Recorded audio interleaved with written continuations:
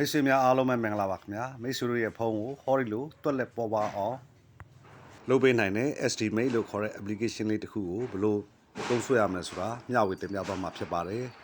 ပထမဦးစွာကျွန်တော်တို့က estimate ကို Google Play Store ကနေပြီးတော့ download ဆွဲရမှာဖြစ်ပါတယ် Google Play Store ကိုဝင်လိုက်ပါခင်ဗျာပြီးရင်ကျွန်တော်တို့ application လေးတွေရှာတဲ့ဟောဒီ search box နေရာမှာ estimate ဆိုပြီးတော့ကျွန်တော်တို့ရိုက်ပြီးတော့ရှာမှာဖြစ်ပါတယ် estimate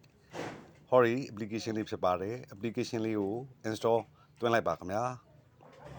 သုံးစွဲသူ10သန်းကျော်ရှိပါတယ်ယုံကြည်စိတ်ချစွာအသုံးပြုလို့ရပါတယ်ခင်ဗျာဟုတ်ကဲ့အခုဆိုရင်ကျွန်တော်ဖုန်းထဲကို install သွင်းနေဖြစ်ပါတယ်ဟုတ်ကဲ့ဒီနေရာမှာ open ဆိုတာလေးပေါ်လာပါလိမ့်မယ် open ကိုနှိပ်မယ်ဆိုရင် application စီကိုတန်းရောက်သွားမှာဖြစ်ပါတယ်ကျွန်တော် backend နဲ့ပြန်ထွက်ပြီးတော့ကျွန်တော်ဖုန်းရဲ့ home screen ကနေပြီးတော့ပြန်ဝင်မှာဖြစ်ပါတယ်ခင်ဗျာအခုဆိုရင်ကျွန်တော်ဖုန်းထဲကို application ရောက်နေဖြစ်ပါတယ်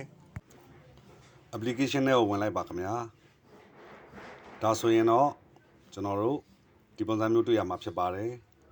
ဒီနေရာမှာ scan ပေါ်လာပြီဆိုရင် scan ဆိုတဲ့နေရာလေးကိုဝင်လိုက်ပါခင်ဗျာ next ကိုဆက်နှိပ်လိုက်ပါဒီနေရာရောက်ရင်တော့ allow ဆိုတဲ့နေရာလေးကိုဝင်ပြီးတော့ကျွန်တော်တို့ no restriction ဆိုတဲ့နေရာလေးကိုရွေးချယ်ပေးလိုက်ပါခင်ဗျာပြီးရင် next ကိုဆက်ပြီးတော့ဝင်ပေးရမှာဖြစ်ပါတယ်ဒီနေရာမှာလည်းပဲ allow ဆိုတာကိုခွင့်ပြုပေးရမှာဖြစ်ပါတယ် application ကိုဒီနေရာမှာ allow ခွင့်ပြုပေးရမှာဖြစ်ပါတယ် application ကို permission ပေးရတာဖြစ်ပါတယ်ဟုတ်ကဲ့ခင်ဗျာပြီးရင်ဒီနေရာမှာလည်းပဲ next ကိုဆက်နှိပ်ရမှာဖြစ်ပါတယ်ခင်ဗျာ screen recording နဲ့လည်းရှိနေတဲ့အတွက်ကြောင့်ကျွန်တော် scan နဲ့ကြော်လိုက်ပါတယ်ဒီနေရာမှာဒါဆိုရင်တော့ကျွန်တော်တို့ဖုန်းထဲမှာရှိတဲ့ junk file တွေ cache file တွေကျွန်တော်တို့မသိဘဲနဲ့ဖုန်းထဲမှာရှိနေတဲ့အမိုက်တွေတွေကိုသူရှင်းလင်းနေပြီဖြစ်ပါတယ်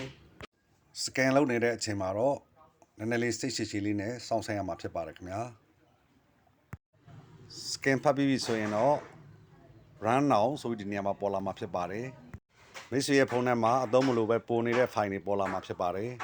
ဒီနေရာမှာ RAM ဆိုတဲ့နေရာလေးကိုနှိပ်လိုက်ပါခင်ဗျာမလိုအပ်ဖဲဖုန်းကွန်နေတဲ့ file တွေအားလုံးကိုရှင်းလင်းပြီးသွားပြီဖြစ်ပါတယ်ဒီပေါ်ကမြင်းသုံးချောင်းနေရာကိုဝင်လိုက်ပါခင်ဗျာ overview ဆိုတဲ့နေရာကိုဝင်လိုက်ပါ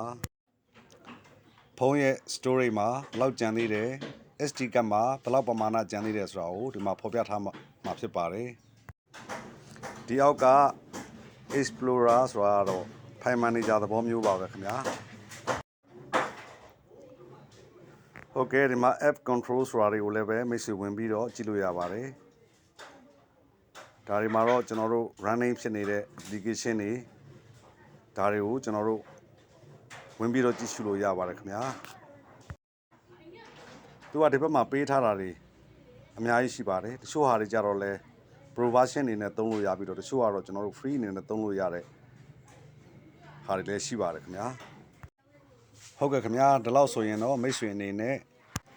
estimate လို့ခေါ်တဲ့ application လေးကိုအသုံးပြုလို့ရနိုင်ပါပြီခင်ဗျာ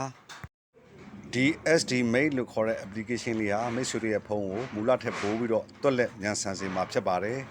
ဒီနေ့ဖို့ဒီဗီဒီယိုလေးကိုမျှဝေတင်ပြလိုက်ရပါတယ်ခင်ဗျာဗီဒီယိုအဆုံးထိဝင်ရောက်ကြည့်ရှုတဲ့အတွက်ကြောင့်အထူးပဲကျေးဇူးတင်ပါတယ်အားလုံးပဲရှင်လန်းချမ်းမြေ့ကြပါစေခင်ဗျာ